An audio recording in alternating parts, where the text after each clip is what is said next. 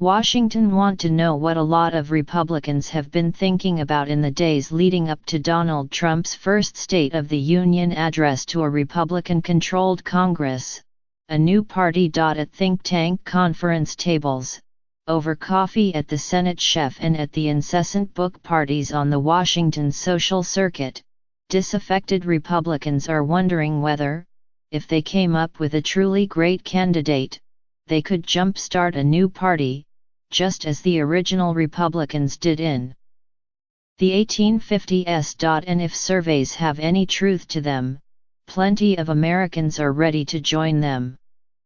A September Gallup poll found 61% of American voters support the idea of a third major political party, the highest level of support Gallup had ever recorded. Young voters seem especially eager to junk the two-party system.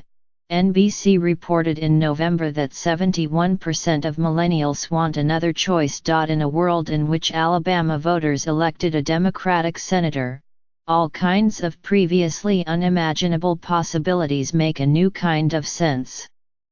A third-party presidency in 2020 is no less likely today than the prospect of Donald Trump's election appeared to be 2 years ago. A viable third-party candidate, say, someone with credibility inside one of the parties who bolts from it, would have appeal to voters across the spectrum. There are many Republicans wary of a second term for Mr. Trump, and yet right now they are entirely reliant on the Democrats to deliver a winning centrist candidate out of a primary process that almost made Bernie Sanders their 2016 nominee. A contest between Mr. Trump and a liberal Democratic candidate like Senator Elizabeth Warren of Massachusetts would leave the middle up for grabs. And a big contingent of politically orphaned political strategists, academics, and donors would be ready to lend support. Will outraged voters fall in line behind a resurgent Democratic Party or fuel the rise of a new major party? Abraham Lincoln was the last representative of a new political party to be elected president. He won in 1860 as the nominee of the anti-slavery Republican Party after he gained notice for his debates with Stephen Douglas during his 1858 Senate run. Lincoln lost that Senate race, but he became famous as a voice of moral clarity. Lincoln's eventual win resulted not from a party affiliation but from the moral authority he commanded as an opponent of slavery.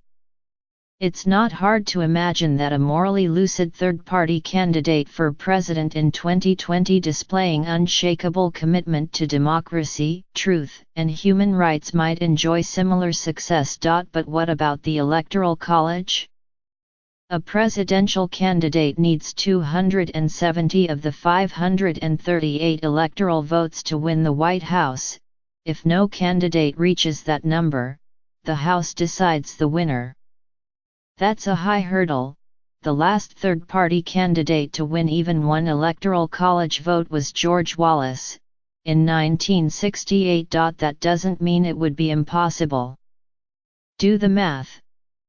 Tally the votes cast in states in which the number of Republicans and Democrats is roughly equal, especially those that have shown movement one way or the other in recent elections, along with traditional battleground states.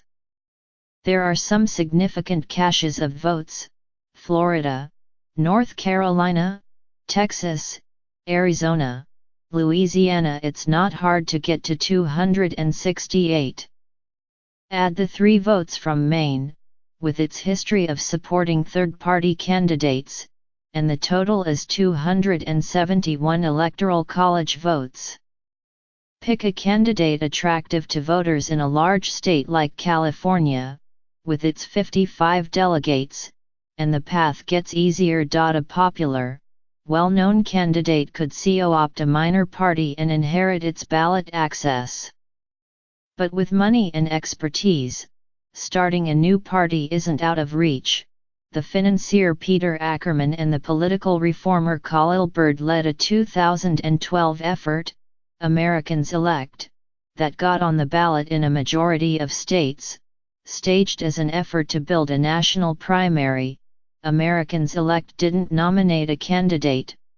Given that 2/3 of Americans don't believe President Trump to be trustworthy, almost anyone could be a candidate for a serious third-party run if he started early enough to gain full ballot access. Ask your neighbor whether the idea of a Joe Biden sassy independent ticket is appealing, with Mr. Biden pledging to serve only 4 years, to address concerns about his age. Jeff Flake or Bob Corker could be a contender. Another possibility, a business executive with a record of sound leadership, moral authority, and a quick wit, the financier David Rubenstein, Ginny Rometty of IBM, or Jamie Dimon of JP Morgan Chase, perhaps? How about a centrist Republican governor like Larry Hogan of Maryland, John Kasich of Ohio, or Charlie Baker of Massachusetts? And then, of course, there's Oprah. In the post-Trump world of American politics, there are all kinds of potential candidates who make sudden sense. Those quixotic enough to daydream about a new political party aren't foolish enough to envision a candidacy driven by policy papers or party platforms. Personality and principles, either adoration or abnegation thereof, will propel the election of the next president.